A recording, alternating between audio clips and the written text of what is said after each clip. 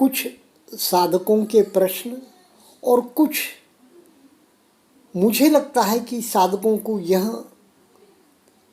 जो इन्फॉर्मेशन है वह मिलनी चाहिए। मेरे मन में वैसे प्रश्न उठे थे, वह भी आप तक पहुंचाता हूं। अपने ज़मीर साहब जो है उन्होंने एक प्रश्न किया कि OSC जहाँ लिखा हुआ होता है 10 डेज जो कोर्स होते हैं ना, उसके आगे OSC कभी कभी लिखा होता है कोई कोई सेंटर के कोर्स में, यानी कि ओल्ड स्टूडेंट्स कोर्स। ये तो सब जानते हैं कि भाई ये पुराने साधकों के लिए कोर्स है। गुरुदेव ने क्या किया, बहुत दूरदृष्टि से, बहुत कीन ऑब्जर्वेशन से कोर्सेस अलग अलग मुद्दत के और अलग अलग नाम के बनाए।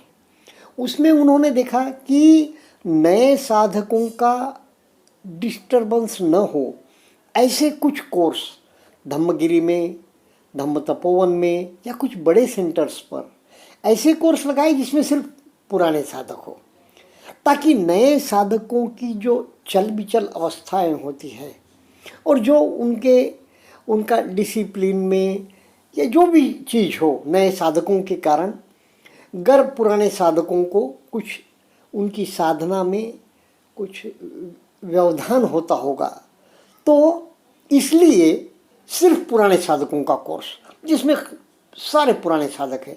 पुराने साधक कौन? जिन्होंने एक कोर्स भी किया है। इस बार तो मेरे साथ ऐसे पुराने साधक थे जिन्होंने गुरुजी के समय एक कोर्स किया था 1987, 88, 89 में, और उसके बाद अभी वो कोर्स कर रहे थे, उनको भी एडमिशन दे दिया गया। ऐसी बात है ना, उन्होंने गुरुदेव के साथ एक कोर्स तो किया था, इसलिए वो ओल्ड स्टूडेंट हो गए। और क्यों ना उन्हें मौका दिया जाए, सीट अवेलेबल है तो। इसलिए ओल्ड स्टूडेंट कोर्स जो है, आपने एक कोर्स किया ना, आप अप्लाई कर सकते। जैसा 3 डेज कोर्स 1 डे कोर्स है, उसके लिए आप ओल्ड स्टूडेंट 1 कोर्स कर लिए, आप एलिजिबल हो गए। लेकिन आपको एडमिशन देना है नहीं देना है, उस सेंटर की जो है, जो सिलेक्शन कमेटी है उस पर निर्भर है। सिलेक्शन कमेटी पर क्यों निर्भर है? आपने 1-2 महीने पहले कोई कोर्स किया होगा या और कोई कारण होगा, तो फिर वहाँ आपको शायद एडमिशन दे या ना दे, पर आप एलिजिबल हो गए हैं। वैसा ही एक स्पेशल कोर्स होता है जिसके आगे लिखा होता है SPL स्पेशल, और 10 डेज ही होता है कोर्स, पहले 15 डेज भी हुआ करता था, तो उसके आगे लिखा होता है 10 डेज स्पेशल कोर्स। तो वह कोर्स क्या है, जो बिजिएस्ट बिजी एग्जीक्यूटिव्स हैं, बिजिएस्ट बिजी नौकरशाह है, जो बिजिएस्ट बिजी यानी कि हायर लेवल के ऑफिशियल्स हैं, तो उनको भी, वे रेगुलर स्टूडेंट है लेकिन वे रोज़मर्रा की उनके व्यवसाय के कारण, उनके नौकरी के कारण वे 40 दिन, 45 दिन, 30 दिन, 20 दिन नहीं निकाल पाते। एट ए टाइम गवर्नमेंट या उनका व्यवसाय उन्हें उतनी छुट्टी नहीं दे सकता। तो फिर ऐसे लोगों को भी दीर्घ शिविर का लाभ हो या दीर्घ शिविर के इंस्ट्रक्शंस और प्रवचनों का लाभ हो। तो इसलिए गुरुदेव ने क्या किया, संक्षिप्त करके जिन्होंने भी 5 साल तक साधनाएं की है, 5 कोर्स किए हैं, यानी कि वे 20 डेज के लिए एलिजिबल तो है, तो फिर वैसे लोगों के लिए 20 डेज के लिए तो 5 कोर्सेस, एक सती पट्ठान की एलिजिबिलिटी है, वैसे ही इसके लिए भी 5 कोर्स किए हो, सती पट्ठान भी हो और एक आधी सेवा भी हो, और 5 साल के लिए आपने साधना की हो, तो आप एलिजिबल हैं और आप स्पेशल 10 डेज में जा सकते हैं। लेकिन वहाँ कमेटी क्या देखेगी, ये सचमुच बिजिएस्ट व्यक्ति है क्या, या कोई रिटायर्ड हुआ व्यक्ति है, तो फिर वो क्यों जाए? वो तो 20 दिन, 30 दिन, 45 दिन, 60 दिन अपने जो रेगुलर इसमें आता है वही कोर्सेस करे, उसी से ही लाभ होगा।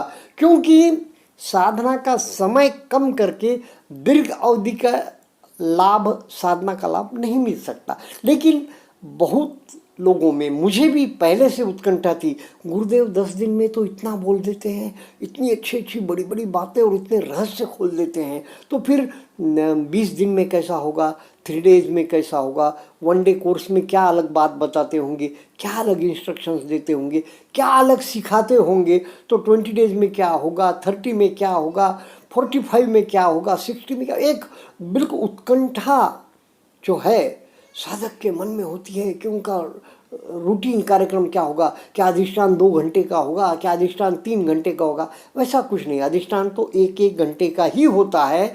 और जैसे जैसे शिविरों की का अवधि बढ़ते जाता है, वहाँ का वातावरण बहुत ही शांत होते जाता है। गुरुदेव ही बड़े प्रेम से लहजे में, बड़े मातृ हृदय से और बिल्कुल छोटा प्रवचन देते हैं। और वह प्रवचन भी ऑडियो होता है 40 मिनट का। इंस्ट्रक्शन भी बहुत कम होते हैं। आपको सिर्फ एक जो बैठक है वह करनी कंपलसरी है, क्योंकि उसमें क्या हो जाता है, कंपलसरी तो होना ही चाहिए एक बैठक, तो उससे आपकी अटेंडेंस भी लग जाती है। सब आचार्य के लिए वो भी सुविधा हो जाती है।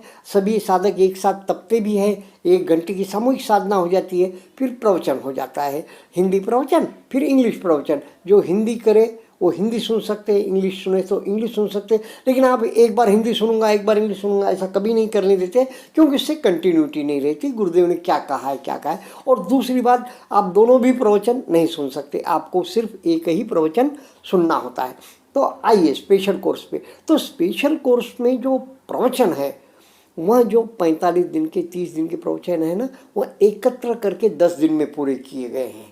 तो उस 10 दिन में प्रवचनों का लाभ तो आपको पूरा हो जाता है। तो वह प्रवचन भी फिर दीर्घ चलते हैं, 1 घंटा 20 मिनट, 1 घंटा 25 मिनट तक ऐसे प्रवचन चलते हैं। नहीं तो 20 दिन के शिविरों में कृतज्ञता शिविर जो चलता है, पहले आचार्य स्वयं शिविर होता है ना, अब कृतज्ञता शिविर गुरुदेव के प्रति, तो उन शिविरों के जो प्रवचन होते हैं बड़े संक्षिप्त 40 मिनट के ऐसे इस प्रकार के होते हैं। तो यह हो गई वो बात। और इंस्ट्रक्शन भी थोड़े से कुछ और भी जो दीर्घ शिविर के साधक है उनको 1-2 इंस्ट्रक्शन बस पूरे दिन में फॉलो करना है। 15-15 दिन का, जब 1/3 आनापान है तो 45 दिन के शिविर में 15 दिन का आनापान। और हमारे 30 दिन के शिविर में 10 दिन का आनापान, 11वें दिन विपश्यना, इस प्रकार यानी कि 10 दिन तक आप आनापान, सांस ही सांस। फिर उसमें भी सांस ही सांस देख रहे हैं, उसमें भी थोड़ा थोड़ा ये करते हैं ना। आगे चल के संवेदना भी जानो, सांस को भी जानो। फिर आगे चल के भी उसी स्थान पर कहाँ अगर सांस छू रहा है तो ठीक है, नहीं मालूम हो रहा है सांस, संवेदना ही मालूम हो रही तो उसको प्राधान्य दो। जैसा 9वें दिन, 8वें दिन, 10वें दिन तो विपश्यना देनी है ना, इसलिए जैसा 4th डे देना है विपश्यना 10 डे कोर्स में, तो 3rd डे बोलने लग जाते हैं ना कि वहाँ की संवेदना देखो। फिर वो झुंझुनाहट वगैरह बातें भी जो इसके बारे में है, सेंसेशन के बारे में, संवेदनाओं के बारे में, उसके प्रकार भी बताते जाते हैं गुरुदेव। तो इस प्रकार यह मैंने जस्ट जमीर जी ने मुझे प्रश्न किया तो मैंने क्या सबके लिए बता दूं कि ये क्या है क्या नहीं है।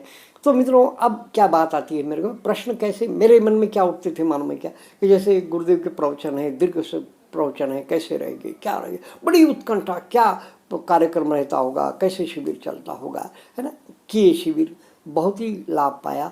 और बहुत ही सुंदर जो है सो गुरुदेव ने उनकी रचनाएं भी पहले से ही होती होगी, वही रचना होगी, पर गुरुदेव ने इसमें रंग अवश्य भरा है इस कैनवास में।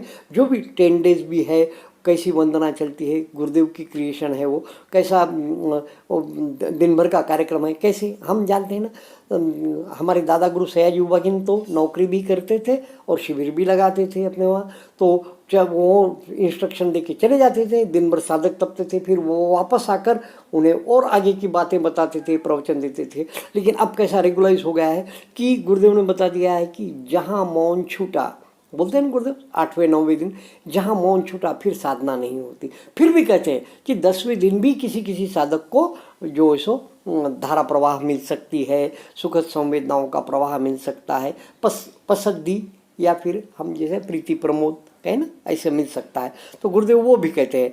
तो बात क्या है कि जो अब प्रश्न उठता था कि इतनी अरेंजमेंट, अच्छी अरेंजमेंट क्यों करके रखते हैं धम्मगिरी में, धम्मपत्तन में, भोजन का, निवास की। साधक को तो क्या चाहिए, साधना करनी है तो 1 रोटी दाल बस है। सुबह बहुत हुई, आधा कप चाय, 1 कप चाय, और कितनी चाय, कितना दूध, कितना, ये क्यों ऐसा। तो उसके लिए कारण यह था कि कोई भी साधक इन छोटे मोटे कारणों, आहार के कारणों से जो क्रीम क्लास है, हायर क्लास है, वह भी दूर न चला जाए। कि भाई वहाँ तो हमको ये नहीं, दूध नहीं मिलता, वहाँ तो कम ही मिलता है। पहले पहले ऐसा हुआ भी है गुरुदेव के ज़माने में, किसी सेवक ने, अब उनको भी कितना नॉलेज रहेगा सेवक को, किसी प्रेग्नेंट लेडी को कोई सेवक ने कह दिया नहीं नहीं, धम्म सेविका ने, कि नहीं नहीं ये नहीं लेना, वो नहीं लेना, नहीं नहीं नहीं ऐसा नहीं। तो गुरुदेव को यह बातें ध्यान में आती गई, जैसा जैसे कोर्सेज बढ़ते गए तो गुरुदेव ने वैसा वैसा इंस्ट्रक्शन दे दिया कि किसी को नहीं रोकना, आखिरी में देखना भी कुछ अन्न जो है हर इसका बचना चाहिए, ताकि ऐसा उससे सिद्ध होता है कि साधकों ने भरपेट यानी कि जितना उनको होना उस क्वांटिटी में भोजन लिया है। नहीं तो साधक भोजन के कारण भी उखड़ जाते थे, चाय दूध के कारण भी उखड़ जाते थे, सुविधाओं के कारण भी उखड़ जाते थे। इसलिए अच्छी से अच्छी सुविधा करो। आपके मन की उखड़न काफ़ी है, शरीर और मन जितना उखड़ता है ना उतना ही काफ़ी है। बाहर का कोई व्यवधान आपको ना आए कि वो उसके कारण आप वहाँ से उखड़ जाए। इस प्रकार की व्यवस्था गुरुदेव ने की रखी। फिर पगोड़ा के विषय में विचार होता है, इतने पगोड़ा, इतनी बिल्डिंग, क्योंकि हम तो सामूहिक जो साधना है 10 दिन में जो किया जाता है धम्मगिरी में भी, तो ज़्यादा से ज़्यादा तो हॉल में ही साधना होती है। फिर इतना क्यों उपद्रव आप समझो, या इतना क्यों खर्चा, ऐसा लगता था। फिर पता लगता था कि नहीं, इसके पीछे बहुत बड़े राज होंगे। जैसे जैसे धर्म में पकते गए ना, इसमें कोई न कोई बहुत बड़े राज होंगे। कि हम जाते हैं 4:30 से 6:30 वहाँ पकने के लिए, साधना करने के लिए जाते हैं, तो 4:30 से 6:30 तो मुझे बहुत बार ऐसा लगा कि 4:30 तो 6:30 इतना अच्छा सुबह का ब्रह्म मुहूर्त है, जिसमें खुली हवा में हमने जितना ऑक्सीजन ले सकते लेना चाहिए। इस बंद छोटे से घुटन भरे कमरे में बैठ के हम क्या करेंगे? दिन भर तो ठीक है, दिन भर में वहाँ ऑक्सीजन का सप्लाई भी हो जाता है, या फिर ऐसा समझिए कि दिन भर में वहाँ सूर्य रोशनी से भी तकलीफ नहीं होती और एकांत की साधना हो जाती है। लेकिन जब लगता था कि यह सुबह की साधना तो हमने हॉल में ही करना चाहिए, बहुत बार मैं हॉल में भी जाके बैठ जाता था 4:30 से 6:30। लेकिन बाद में अब एक पता लगा कि भाई यह क्यों आवश्यक है, कैसे, किस कारण से इतना बड़ा खर्च किया गया है। अब क्या है, आगे के शिविरों में जैसे 10 दिन के बाद के जो गंभीर शिविर हो जाते हैं, उसमें तो ज़्यादा से ज़्यादा समय, इवन सतीपट्ठान का भी, तो वह समय पगोड़ा में ही बीतता है, शून्यागारों में ही बीतता है। शायद साधक जैसा दीर्घ शिविर में मैंने कहा, एक सामूहिक साधना के लिए, एक प्रवचन के लिए बाहर आता है, बाकी तो सारा समय वह शून्यागार में अकेला ही तपता है। इस विषय में अभी का एक जो विपश्यना का मासिक निकला ना, उसमें के कुछ अच्छे अच्छे अंश आपको सुनाता हूँ। ऐसी तपोभूमि में आकर जब कोई व्यक्ति थोड़ा भी प्रयास करता है तो अधिक सफलता प्राप्त होती है। ऐसी तपोभूमि में, यानी कि शून्यागार, पगोड़ा या जो भी भूमि है, सेंटर से तपते हैं, जब भी वे धम्म की तरंगों से अपनी ऐसे ध्यान के व्यक्तियों को आकर्षित करते हैं जो वो उन्हें दान में देकर वहाँ पर सेंटर बनाते हैं। नहीं तो वरना वो भूमि में कुछ उपजाऊ शक्ति है जो आकर्षित करती है लोगों को कि यहाँ आकर तप करो, और किसी व्यक्ति को दान के लिए प्रवृत्त करती है जब ये ऐसी घड़ी आती है। शून्यागार और पगोड़ा का महत्व हम जान रहे हैं, क्योंकि धम्मथली जयपुर के पगोड़ा शिलान्यास के अवसर पर गुरुदेव ने कहा था। तो जब गुरुदेव जो कुछ काम करते थे उसका महत्व, उसकी बाकी बारीकियाँ विशद करके बताते थे, ताकि जो भी साधक है, सेवक है, उनके मन में श्रद्धा भी जागे और क्यों करना है, कैसे करना है। जैसा साधना के बारे में कहते, वैसे किसी भी कार्य के बारे में, कोई प्रोजेक्ट के बारे में भी गुरुदेव की एक खासियत थी। इंडस्ट्रियलिस्ट तो थे ही, लेकिन विपश्यना ध्यान साधना के कारण इतनी प्रज्ञा विकसित हो गई थी, दूरदृष्टि भी इतनी विकसित हो गई थी, और निर्णय क्षमता भी इतनी विकसित हो गई थी कि धर्म के लिए या विपश्यना ध्यान साधना के लिए साधकों के लिए क्या क्या अनुकूल चीज़ें हैं वे उन्होंने की। एक बात और जो बहुत आवश्यक है वह यह कि उचित वातावरण हो, उचित स्थान हो। हर कहीं ध्यान करने से वह लाभ नहीं प्राप्त होगा जितना किसी तपती हुई भूमि पर ध्यान करने से होता है। अभी पिछले दिनों साधकों की एक मंडली भारत के वैसे स्थानों पर होकर आई जहाँ संत तपे, अरहंत तपे, तो इतने लंबे अरसे के बाद भी साधक महसूस करते हैं कि कितनी प्रेरणादायक तरंगे आज भी वहाँ कायम है। तो भूमि का अपना बड़ा महत्व होता है। सचमुच यह भूमि बहुत मंगलमय है, तभी शुद्ध धर्म का अभ्यास यहाँ आरंभ हुआ और आगे जाकर और अधिक लोग यहाँ तपेंगे। शून्यागार का अपना महत्व गुरुदेव बताते हैं।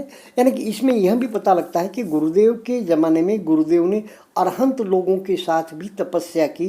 अरहंत लोग भी गुरुदेव जानते थे और गुरुदेव के ज़माने में भी होते थे, आज तक गुरुदेव थे जब भी, अभी भी अरहंत लोग हैं, श्रोतापन्न भी है, सगदागामी भी है, अनागामी भी है, इसमें कोई शक नहीं। लेकिन उन्हें पहचानना हमारे बस की बात नहीं है, तो ही इतने सेंटर्स जो है सो बिना किसी खर्च किसी से वसूल किए चल रहे हैं। गुरुदेव कहते हैं जहाँ भी कमर्शियलाइजेशन आ जाएगा धर्म का स्वरूप खत्म हो जाएगा। गुरुदेव कहते हैं ना, निष्क्रमण पारमी पूरी करने के लिए, एक भिक्षु का सा जीवन जीने के लिए पहले किसी से कोई चार्ज नहीं लिया जाता, न पश्चात चार्ज लिया जाता है, नहीं तो वो होटल बन जाएगा। निष्क्रमण पारमी सबसे बड़ी पारमी, पहली पारमी, तो वह पारमी पूरी करने के लिए ही हर शिविर किसी से कोई पैसा लिए बगैर और जाते वक्त भी किसी से कोई अपेक्षा रखे बगैर अनपेक्ष रूप से चलाया जाता है। यह बात हमने ध्यान में रखना चाहिए। आगे बढ़ेंगे हम। शून्यागार का अपना महत्व भगवान ने कहा, जब कोई व्यक्ति अकेला तपता है तो जैसे ब्रह्मा तप रहा हो, यानी कि शून्यागार में जब तपता है ब्रह्मा हो जाता है। जहाँ पर दो साथ बैठकर तपते हो तो जैसे कोई देवता तप रहे हो, देवताओं का तप दो का। तीन बैठकर साथ तपते हो तो जैसे कोई तपस्वी मनुष्य तप रहे हो। इससे अधिक एक साथ बैठकर तपते हो तो कोलाहल होता है, उन गहराइयों तक तप नहीं होता। इसलिए शून्यागार का महत्व सर्वोपरि है। हम इधर उधर झांकने लग जाते हैं ना, दूसरे की साधना देखने लग जाते हैं, जब हम एकत्र तपते हैं तब उस विषय में होगा। शून्यागार माने ऐसा स्थान, ऐसा कमरा, ऐसी कुटी जिसमें अपने सिवाय और कोई नहीं, शून्य ही शून्य, अकेला व्यक्ति एकांत ध्यान कर सके। यह बहुत आवश्यक होता है और उसका बड़ा लाभ होता है। ब्रह्म देश में जो ध्यान का केंद्र है, वहाँ के शून्यागारों में जो तपस्वी तपते हैं, उससे वहाँ की तरंगे किस प्रकार धर्म से भरपूर हो उठी है, उसे कोई साधक ही समझ सकता है।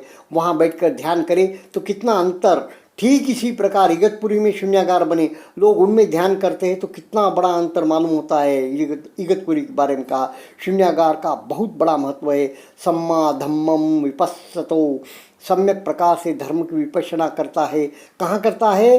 शून्यागारा पविठस्स, किसी शून्यागार में प्रवेश करके शुद्ध धर्म की विपश्यना करता हो तो साधक शांत चित्त हो जाता है और अमानुषी रति होती, भीतर ऐसा आनंद, ऐसा रस प्राप्त होता है जो हम मनुष्यों को सामान्यतया अपने इंद्रिय सुखों की अनुभूति द्वारा प्राप्त नहीं होता। इंद्रिय सुख का जो सुख है बहुत ही निकृष्ट दर्जा का है और तप का सुख बहुत महान है। यह गुरुदेव बता रहे हैं, इसका अनुभव भी हमें लेना चाहिए। उससे कोई मुकाबला नहीं, तप के सुख से, इंद्रिय सुख का उसकी कोई तुलना नहीं। उससे बहुत परे दिव्य अनुभूति होती है, ब्राह्मी अनुभूति होती है ध्यान करने वाले को, और उससे भी परे निर्वाणिक अनुभूति होती है, क्योंकि एकांत साधना कर रहा है, कहीं कोई व्यवधान नहीं है, बाधाएं नहीं है। तो मित्रों, गुरुदेव हमें आश्वस्त कर रहे हैं कि हमें वैसा सुख निश्चित मिलेगा। इस तपोभूमि पर भी ऐसे शून्यागार निर्मित होंगे जहां साधक अपनी साधना द्वारा धर्म की गहराइयों तक जा सकेंगे। बड़े कल्याण की बात होगी। पुराना साधक इस धरती पर जितना तपेगा, पुराने साधक के लिए कहते हैं, उतना ही अनेक लोगों के मंगल का कारण बनेगा। गुरुदेव के जीवन काल में देखते थे कि अनेक लोग निर्वाण अवस्था तक पहुँचे हुए थे, और जब कोई उस अवस्था तक पहुँचता है तब जब चाहे जितने समय के लिए चाहे निर्वाणिक अवस्था की अनुभूति करता है। उनको गुरुजी कहते थे कि तुम लोग ऋण से कैसे मुक्त हो सकते हो। अन्य लोग अपनी ओर से शरीर के श्रम का दान देकर, धन का दान देकर या अन्य प्रकार से सहायता करके अपने अपने ऋणों से मुक्त होने का प्रयत्न करेंगे, लेकिन तुम जैसे इतने अच्छे तापस के लिए तो सर्वश्रेष्ठ योगदान यही है कि कम से कम सप्ताह में एक बार यहाँ आ जाया करो। किसी शून्यागार में बैठ करके 1 घंटे की निर्वाणिक समाधि ले करके चले जाया करो, बस हो गया। कितनी बड़ी सेवा हो गई।